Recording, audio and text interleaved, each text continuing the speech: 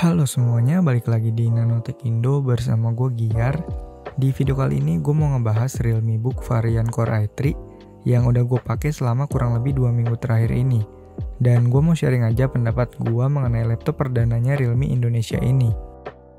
Oh iya, sebelum lanjut gue mau ngasih tahu ke kalian kalau channel ini ngebahas tech, review, gadget, dan segala bentuk konten yang berkaitan dengan teknologi.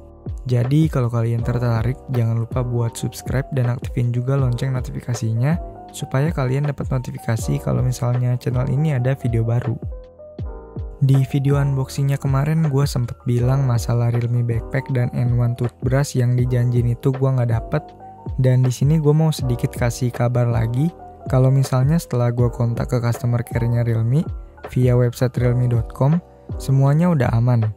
Gue udah dikasih voucher untuk redeem kedua bonus tersebut dan pas saat video ini diupload pun, gue udah terima Realme Backpack sama N1 Toothbrush-nya.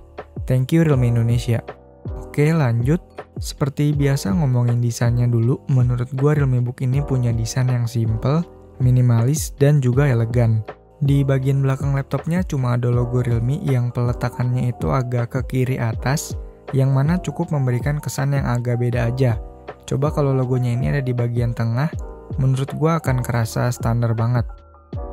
Terus di bagian dalam laptopnya pun benar-benar simple, kita nggak bakalan nemuin tempelan stiker soal spek prosesor ataupun fitur lain dari laptop ini, yang biasanya itu ada di samping kiri atau kanan touchpad. Nggak taruh di atas, melainkan kita bakalan nemuin stiker tersebut di bagian bawah dari laptop ini. Sebuah cara yang cukup bagus kalau mau bikin laptop dengan kesan yang simple minimalis. Sementara itu di bagian bawah bezel layar ada logo Realme yang bagus dan kerasa nggak berlebihan menurut gua. Buat build quality-nya sendiri udah cukup bagus dan kokoh banget. Laptop ini berbahan aluminium dan menurut gua ada beberapa bagian juga yang dilapisin sama polikarbonat. Karena untuk bobotnya berat laptop ini cuma 1,38 kg aja. Bener-bener enteng banget. Udah layak sih buat disebut ultrabook kalau kayak gini. Udah tipis, enteng, chargerannya pun tergolong cukup kecil. Udah mantep deh beli laptop ini buat yang suka kerja pindah-pindah tempat. Bukan masalah besar buat gue pribadi, tapi ada beberapa orang yang ngelihat laptop itu cocok buat dia atau enggak dari sudut pandang, apakah bisa dibuka pakai satu tangan atau enggak. Dan untuk menjawab pertanyaan itu, gue coba di Realme Book yang varian Core i3 ini, dan jawabannya belum bisa. Buat keyboardnya sendiri ini gue pakai buat ngetik-ngetik udah cukup enak. Travel distance-nya cukup oke di 1,3 mm. Dan jarak antar keyboardnya pun gue suka yang kayak gini, nggak terlalu rapat. Paling yang perlu diperhatiin sih gue notice ada bekas-bekas fingerprint yang kelihatan cukup jelas di permukaan keyboardnya ini. Jadi harus sering-sering dilap atau dibersihin.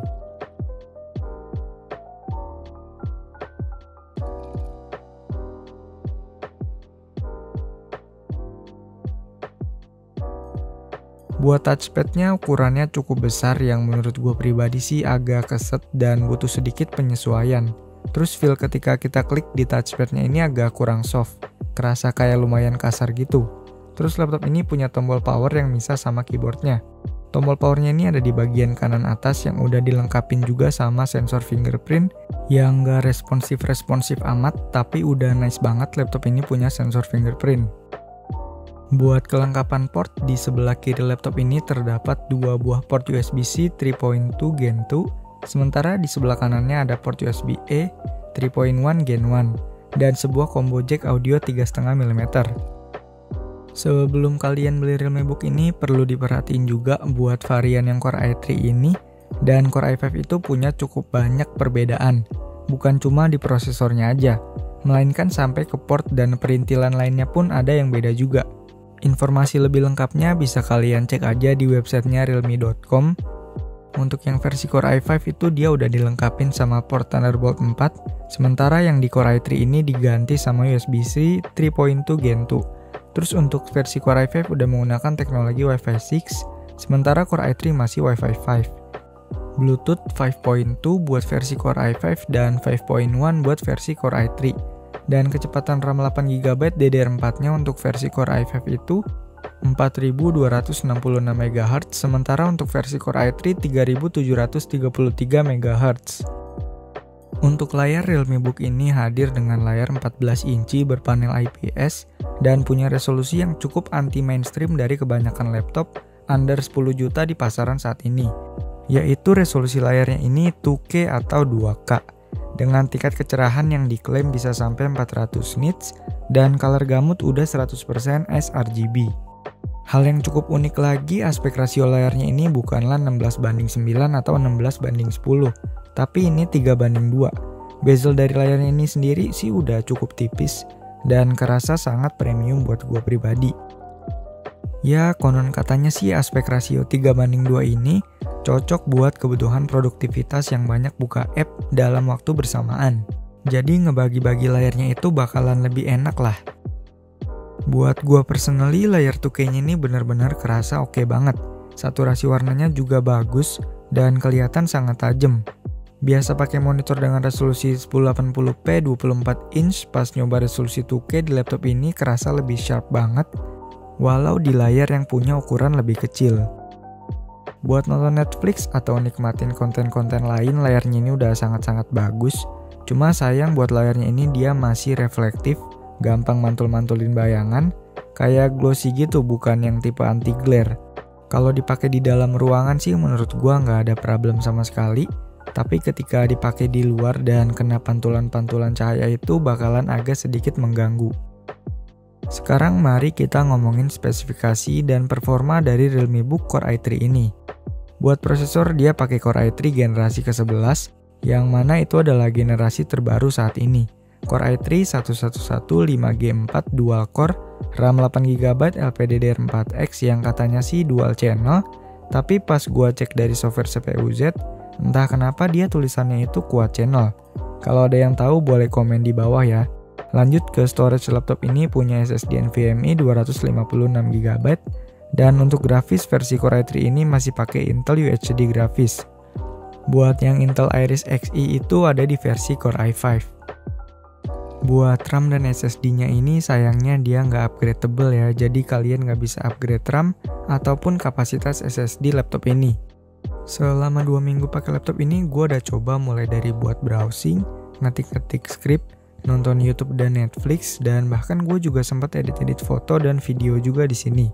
Semuanya kerasa sangat smooth dan lancar banget. Kalau untuk main game itu lain cerita ya. Untuk Cinebench R15, laptop ini dapat skor CPU di 501 dan OpenGL atau GPU-nya itu di 85,56 fps. Terus untuk Geekbench, skornya itu 1310 di single core dan 2907 di multicore. Bukan angka yang gede banget, tapi not bad lah untuk sebuah laptop yang gue bisa bilang sih ini untuk keperluan produktivitas. Buat playback video 1080p full di Premiere Pro sih masih cukup lancar, dengan catatan nggak ada efek-efek berat, dan gua tes untuk render video 1080p berdurasi 8 menit 31 detik, pakai setting VBR 1 pas, bitrate 18 MB, itu ngabisin waktu sekitar 2 menit 3 detik aja. Surprisingly menurut gua segini sih udah terbilang cepet. Walaupun udah jelas banget kalau ini laptop bukan buat gaming, tapi buat game-game ringan sih ini laptop masih bisa ngangkat lah ya. Genshin Impact dengan resolusi di 720p, grafis low dan FPS di 60, gamenya cukup bisa lancar dijalanin di laptop ini, dapat 50-60an FPS. Walaupun tetap ada frame drop di beberapa kondisi, tapi overall masih sangat playable.